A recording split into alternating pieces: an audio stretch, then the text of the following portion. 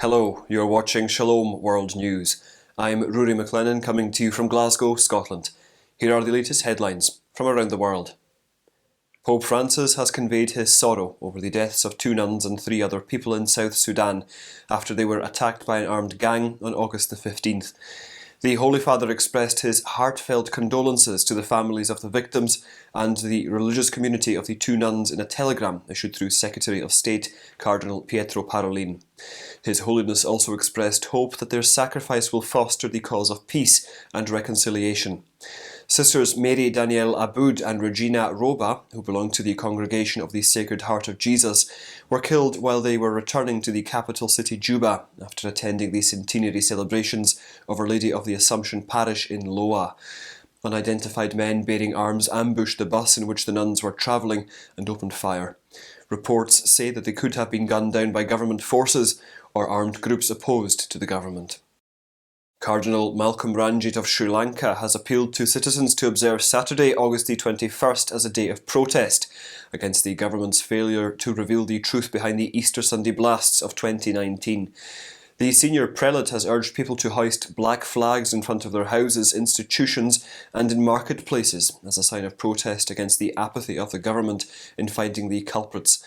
Cardinal Ranjith, who is the Archbishop of Colombo, had sent a letter to President Gotabaya Rajapaksa last month, criticising the slow pace of the investigation. The Cardinal said the President's response does not mention any action the government would take. In an earlier statement, the Cardinal had alleged that the release of 5 of the 7 suspects from police custody last year was because of corruption and the lack of a thorough probe. In the United States, Denver has become the latest city to have a year-round prayer vigil by pro-lifers in front of abortion clinics. The new initiative, named 40 Days for Life 365, was launched on August the 14th in front of Denver's Planned Parenthood abortion clinic, with a Holy Mass followed by the recitation of the Rosary and the Divine Mercy chaplet. Instead of the 40 Days prayer campaign during autumn and spring, there will be prayer vigils on all days of the year as part of the new initiative.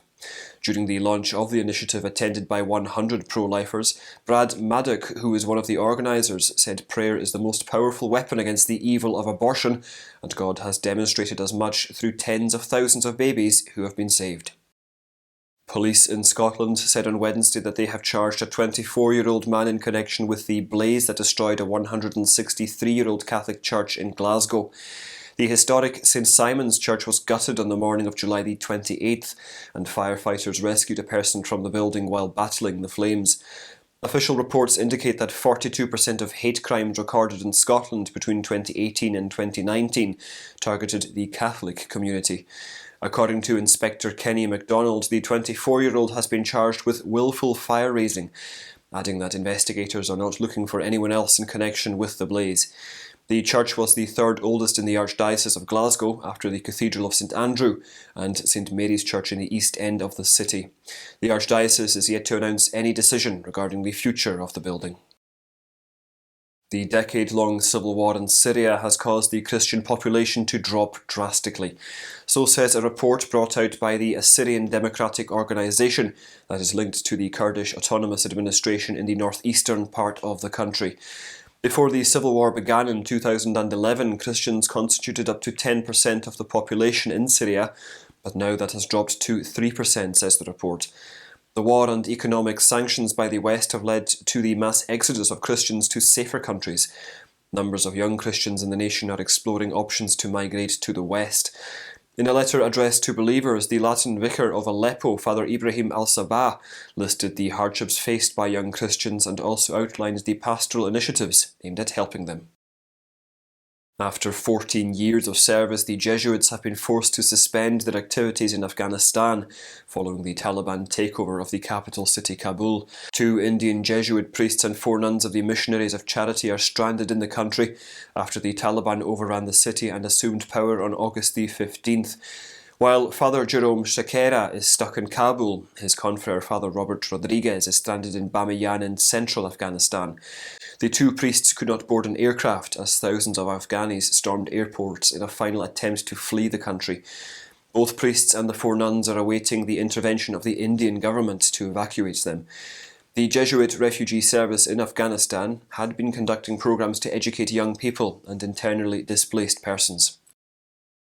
Pro-lifers in the US state of Virginia will host the 3rd annual March for Life on September the 17th. Organised in partnership with the Family Foundation, the march comes ahead of the state election in November. Event organisers have appealed to pro-life supporters to voice their support for the sanctity of life before the vote. They also highlighted the importance of the march at a time when babies can be aborted in Virginia for any reason until the 9th month of pregnancy, and when taxpayers' money is being spent to help abortion providers. The march will begin at the state capitol at 12 p.m. Eastern Time. And those are your latest headlines. Do join us again tomorrow.